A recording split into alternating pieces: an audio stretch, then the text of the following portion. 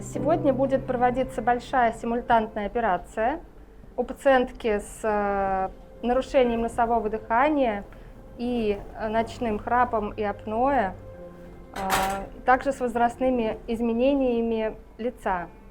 Первым этапом проводится сомнография, то есть проводится исследование, почему пациентка храпит, на каком уровне есть патология в полости носа, в ротовой полости, язык, надгортанник, положение челюсти.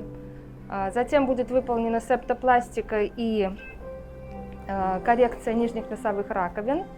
И заключительным этапом будет операция по коррекции возрастных изменений мягких тканей лица и шеи.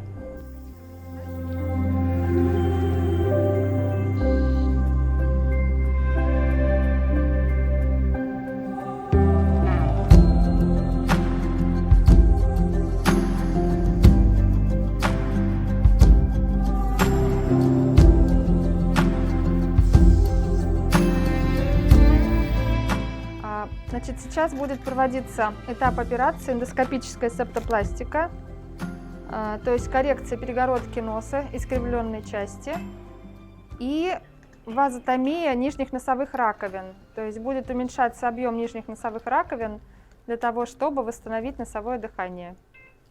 Вся операция будет проводиться эндоскопически, без наружных разрезов, ну и после операции у пациентки будет хорошо дышать нос.